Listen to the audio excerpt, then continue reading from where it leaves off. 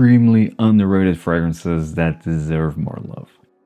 Hi everyone, I'm Heeley and welcome back to my channel, Scented Moments, where we discuss everything about fragrances.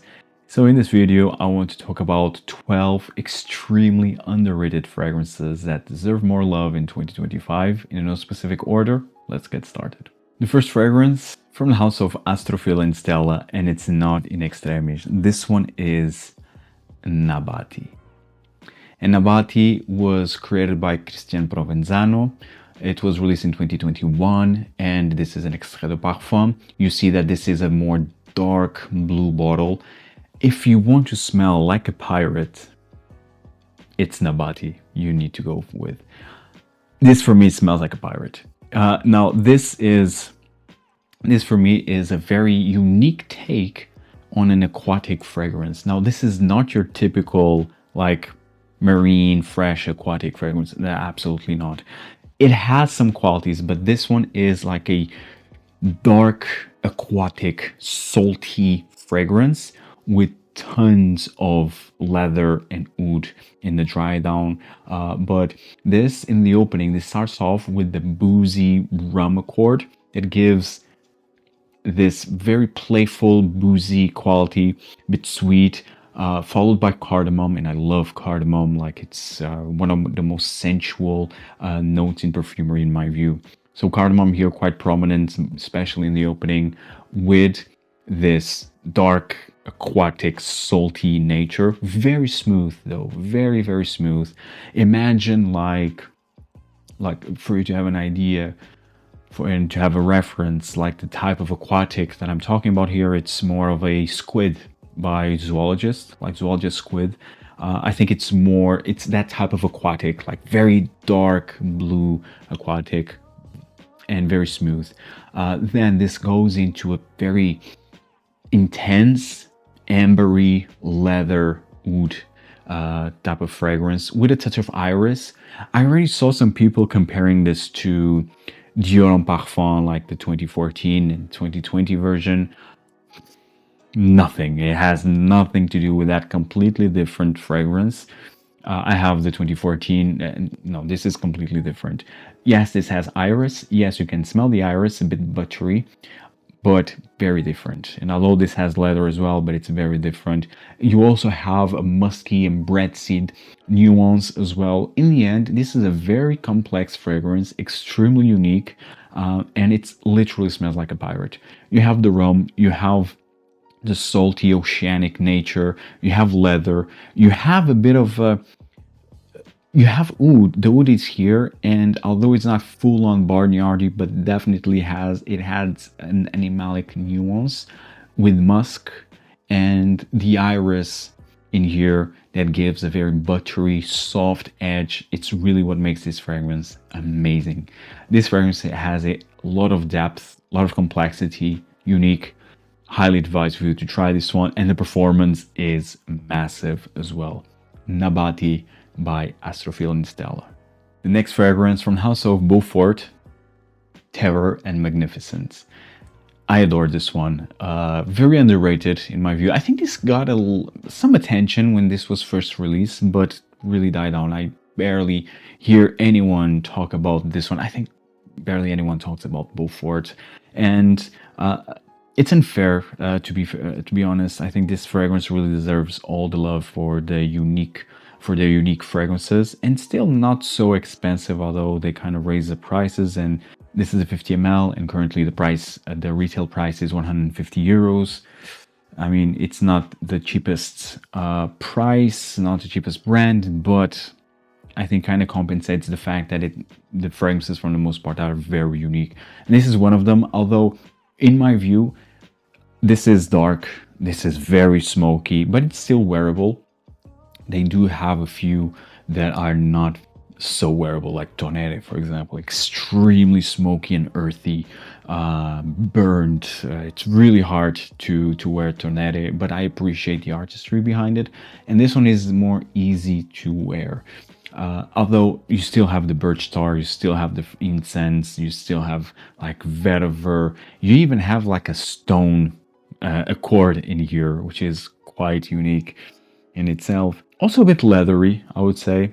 dark, leathery, and quite spicy as well, like saffron. A nice dose of saffron in here. Amazing scent overall, and very mysterious, dark. And if you are into these type of fragrances, I mean, this is definitely one that you should put your nose on. Eau de Parfum, performance is okay. It's nice. I mean, it's average. It's not a fragrance that will shout from you, but it's a fragrance that will still last for a good 7-8 hours. So I think it's really great. And again, it's a fragrance that within this category, within this genre of dark, smoky, leathery, birch tar, stone fragrance, it's still wearable, at least for me, of course. So I highly advise you to try Terror and Magnificence by Beaufort. In a completely different category, we have here a floral fragrance, especially an iris fragrance with like a tea accord in here. And this is from the house of Les Eaux Primordiales, and this one is Iris Palladium. Now, this was originally released in 2015, but they reformulated last year to this scent. So my version is a 2024 version. I never tried the 2015, but this one was love at first sniff. I adore this one. And this is like blends, like a mix of Iris Malika by Maison Crivelli with BDK Parfum Gris Charnel. I have both and I adore both, and this really has the best of both worlds. It has the buttery, sweet, creamy orris from the Maison Crivelli's Iris Malika and adds the sweet black tea from the BDK Parfum Gris Charnel. So I adore this fragrance. This fragrance is amazing. It's really even mind-blowing how come no one is really talking about this. I already talked about this fragrance last year, but really barely anyone talks about Les Eaux Primordiales overall. But I think this one has the potential to be extremely popular. I think when I see that, like this list and the fragrances that I'll be talking about in this video, I think this is the one that it's the most mass appealing. It's definitely the one that it's more easy to wear and easy to appreciate. So I think this one has everything to be very popular. Although, well, not yet, but definitely it's one that you should put your nose on. It's a very unique iris in that, because it has this black tea, sweet black tea accord. It's amazing. It's really fantastic iris, high quality iris, I would say, and that it's very elegant. And the performance, it's very good. It's an eau de parfum concentration. Seriously, it's amazing. It's really mind-blowing how come no one is talking about this one. But hey, here I am advising you to try this one. Now, again, I'll not say that this is the best iris ever created. It's not. But it's definitely up there, and because again, I'm a huge fan of Iris Malika, and it adds that sweet black tea quality from Gris Charnel, from BDK. So yeah, and these are two fragrances that I love. So again, if you like one of these two fragrances, I think you will definitely appreciate this. If you are into more of a more niche quality iris fragrance, maybe you will not find it here, but I think this is still one that for those who want to start to discover iris, or just again, if you are into one of these fragrances that I just mentioned, I think you will love this one. It's Iris Palladium by Les Eaux Primordiales. The next fragrance from the house of Heeley, a very slept on, underrated brand, and this one is Eau Sacrée. I've been talking about Eau Sacrée a lot, especially more in the past than now, because my incense crave kind of died down last year. I didn't wear many incense fragrances for some reason. Maybe this year that will change. I adore it. This is one of my all-time favorite incense fragrances. This is one of the best incense fragrances ever created. This for me is on par of Profumum Roma's Olibanum, which I have and I already talked about it. So for me, like the best and the reference incense fragrances are Olibanum by Profumum Roma and Eau Sacrée by Heeley. Now I also want to add this year the Comme des Garçons fragrances, like that incense series, the Avignon and Kyoto. And I also want to add Comme des Garçons Black, which also has a nice incense, although more complex. And a lot of people say that it's very familiar. It's very similar to Tom Ford's Black Lacquer, which I adore. I still need to do that comparison more calmly, but I maybe will do a video comparing those two. But I definitely want to add those three from Comme des Garçons incense heavy fragrances. But still, Eau Sacrée and Olibanum are my two incense references. And of course, Amouage, Interlude, Amouage, anything from Amouage, especially from the Christopher Chong era, like Epic Man, Journeyman, and of course, Interlude. Even Jubilation has incense in there. So Amouage, Heeley, Eau Sacrée, and Olibanum are like my references in terms of incense. This is a more churchy incense. Very true to frankincense, to be honest. This, for me, it's a very realistic, natural smelling frankincense, like burning frankincense inside of a church. It's fantastic, and it's quite linear. So if you don't like the opening, probably you will not like the fragrance overall. But if you love the opening, you will adore the fragrance. This is an extrait de parfum. Performance is not an issue here, at least not for me. And it's just to die for, really. If you are into incense, I think this is one that you must try at least. Eau Sacrée by Heeley. The next fragrance is from the house of Francesca Bianchi, a brand that I absolutely adore. And this one was released in 2023, but it's kind of slept on. Not a lot of people actually are talking about this fragrance. And I really don't understand why, but this one is Byzantine Amber. If you are into amber fragrances, really give this one a try. I adore this one. Now, this is all about labdanum and styrax and with an animalic leathery touch. And you have, like in the opening, a bit of bergamot, kind of to uplift everything here. But after that initial bergamot, you are left with this very bold, resinous, slightly animalic, labdanum, resinous, benzoin fragrance. It's amazing. I adore this one. This kinda gives me vibes of Chanel's Le Lion, but it's still quite different.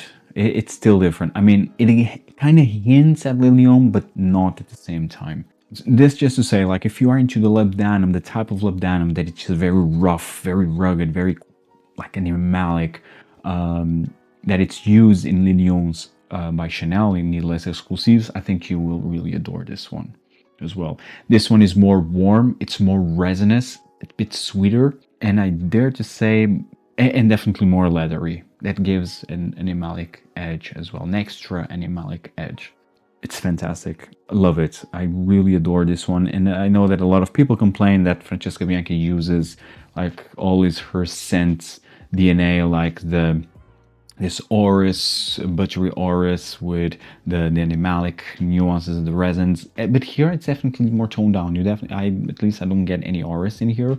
You do get a mild floral aspect, like geranium more, and so it's not like iris.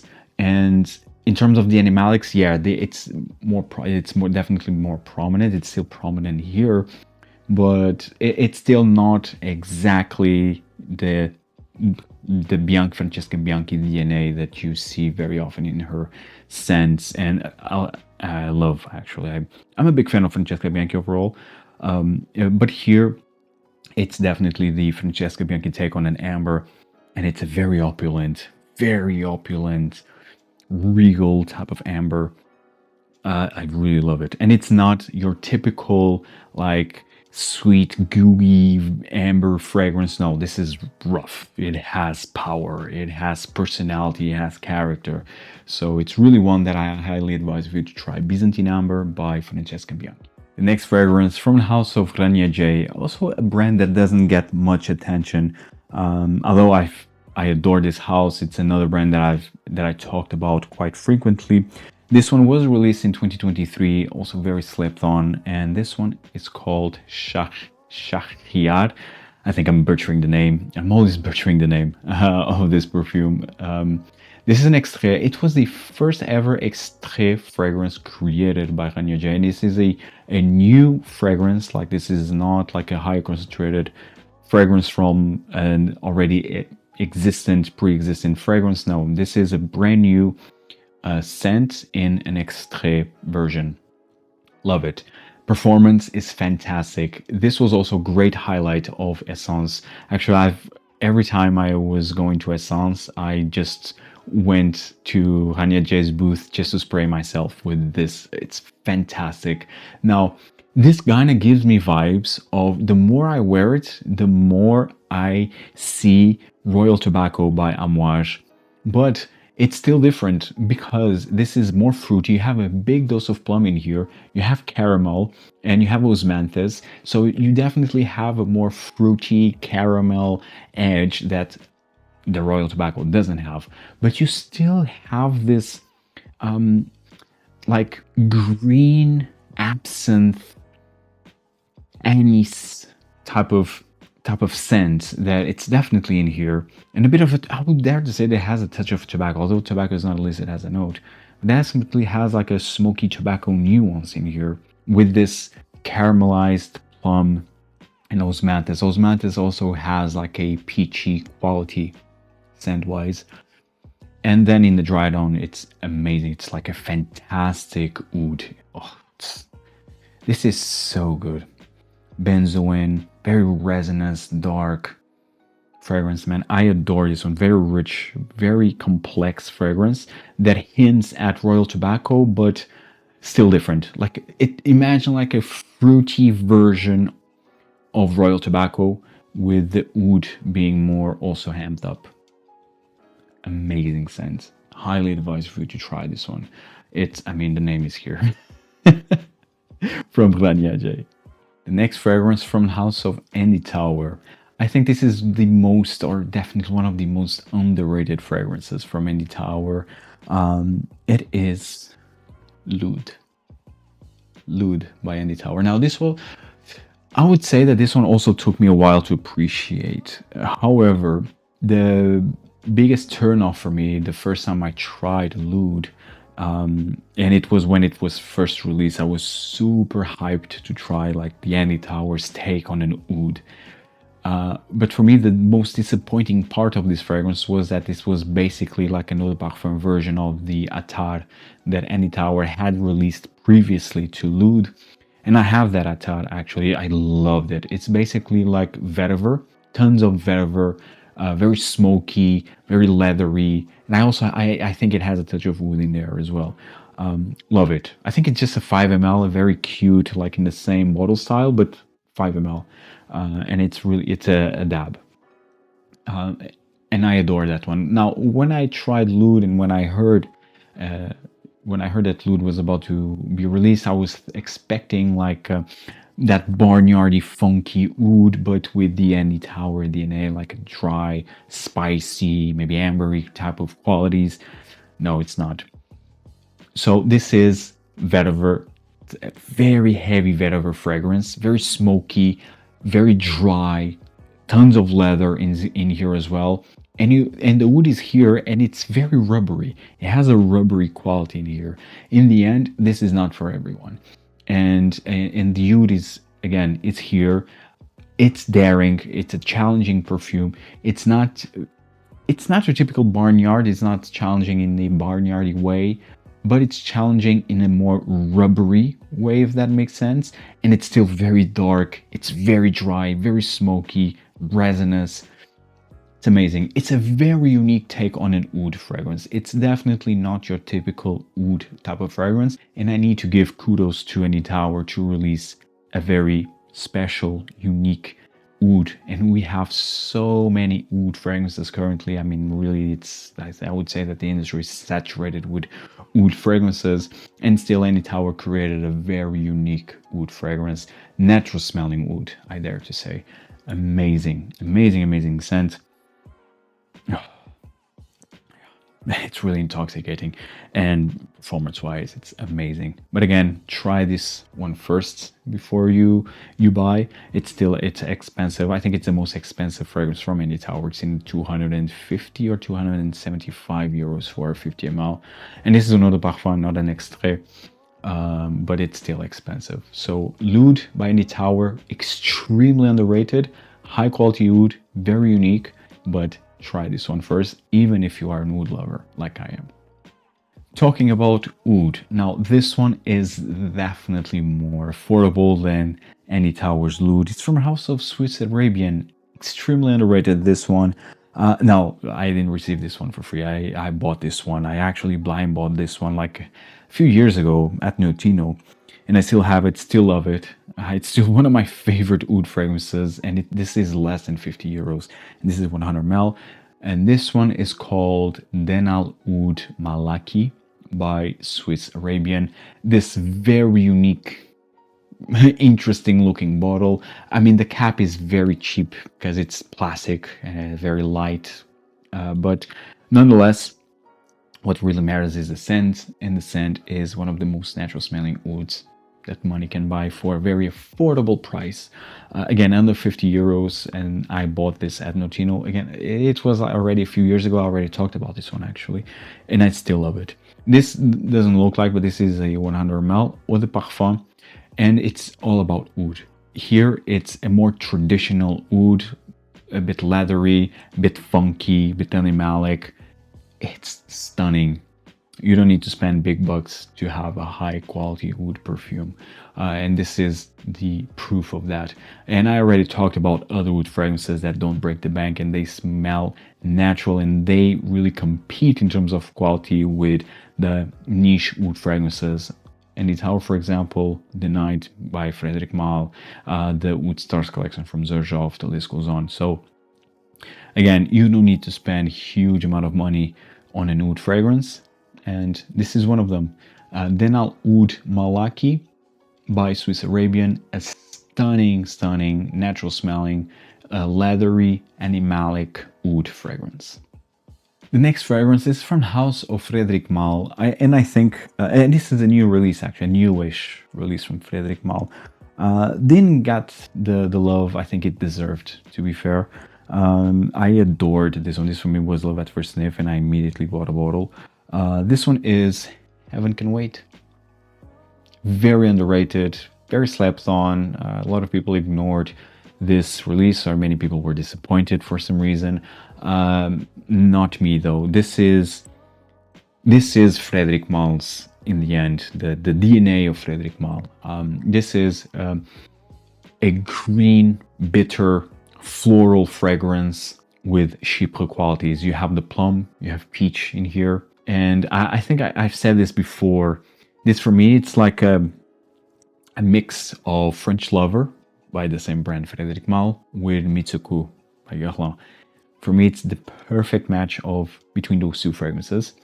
It has the green floral aspects of French Lover with the chypre fruity qualities of Mitsuko. It's amazing. It smells amazing. It's so elegant, so smooth. I mean, it's magical. It's a magical fragrance. A fantastic release created by Jean-Claude Ellena. And it's one that I really advise you to try. If you are into green, chypre, fruity fragrances, I think this is definitely one that you should try for yourself. It's Heaven Can Wait by Frederic Malle. And the next fragrance from the house of Amouage, and this is also a fairly recent release from Amouage. It's part of their exceptional extrait collection. But I would say that this falls in the shadows of Jubilation 40, Interlude 53, Reflection 45. And I think this one is not very talked about, although it was created by Cécile Roquien, which is currently like probably the most popular parfumeur at the moment. This one is Epic Woman 56. I will say right now, this is a masterpiece in my view. Now, of course, if you have already the original, you might not need the extrait. I didn't have the original, so I just went with the extrait, which is really a more intense version of the original Epic. Very well done, seriously. Fantastic scent. And this is, I would say that this is the only rose oud fragrance from Amouage, although this is far from being the typical rose oud fragrance that we all know out there. Now, this is a very complex fragrance. Spicy, incense, tons of rose in here as well. High quality rose note in here. Very spicy, bit aromatic, has some aromatic qualities in here. Very woodsy with oud. It's intoxicating, it's elegant, it's regal. Although this is marketed for women, this is strictly unisex, if not even leaning more masculine. I just adore this one. Performance-wise, massive, really. This will last you for the entire day and even to the next one. Projection, also great, at least on my skin. This for me was low at first sniff, and it's really one of the best discoveries of last year. Actually, I talked about my favorite discoveries of last year, and I featured Epic as well. Epic 56 really deserves more love within the Amouage universe, especially within this line of the Extrait collection. Fantastic. Check this one out if you have yet to. Amouage Epic Woman 56. And the next fragrance, created by Naomu Goodsir, and it is also a newish release. It was released in 2021, and this one is Corpus Equus. And this one is a very horsey leather, very dry, very smoky, with really smoked birch tar and incense. And then you have this very dry, horsey leather. Amazing scent, not for everyone. Performance is fantastic as well. But again, it's not for everyone, unfortunately, because of that slightly animalic nature of this fragrance. Oh man, it's so good. Very intoxicating. Very unique as well, I would say. No sweet edges at all. Very dry. Even my lips are dry. Almost. It's amazing though. It's fantastic. If you are into this type of like horsey, animalic leather, smoky fragrances, I think this is one that you definitely must try. Naomu Goodsir, in the end, it's a very underrated brand that deserves more love, and this is one of them. It's their latest release, actually. It's Corpus Equus. And last but by no means least, I saved this one for last. I mean, I don't want to say that this is the best of this list, but it's definitely the one that surprised me, and it's still surprising me the most. It's from the house of État Libre Orange. It is Suis Un Homme. So underrated, and I'm in shock how good this fragrance smells like. So this fragrance was created by Antoine Lie, which by itself already, it's an indicator on that this fragrance will be good. Antoine Lie is the parfumeur of many Les Indemodables fragrances, and he's also the parfumeur of Les Abstraits fragrances. Now, Je Suis Un Homme is basically, it was released in 2006, almost 20 years out there, almost. And I barely heard anyone talking about this. This for me is like a blend, like a mix of Guerlain's Derby with Bel Ami Vetiver by Hermès. Both of them discontinued. I mean, Bel Ami Vetiver discontinued, unfortunately. Guerlain's Derby is just available on their Paris store, official boutique store. So if you are into those type of perfumes, like those classic leather chypre fragrances, please try this one at a very fraction of the price of the. I mean, Bel Ami Vetiver was affordable, but I don't know that now is discontinued. Definitely the price will be higher than it was when it was available. This one is still out there. And this one, it's in the quality itself. This really, for me, reminds me a lot of Guerlain's Derby with a bit of Bel Ami Vetiver. It's citrusy on top that goes in a very dusty, patchouli, leather, mossy fragrance. Vetiver. It's fantastic. It's so elegant, so good.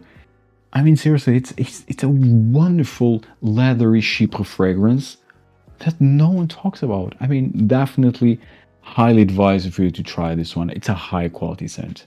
high quality leathery sheep fragrance. I was really impressed, and I've been really impressed with the wearing experience of Je Suis Un Homme. Performance is amazing as well. Please check this one if you are into leathery sheep fragrances. Je Suis Un Homme by Italie Orange. Finishing this video, guys, let me know in the comments down below if you tried any of these fragrances, what fragrances you think are extremely underrated and deserve more attention.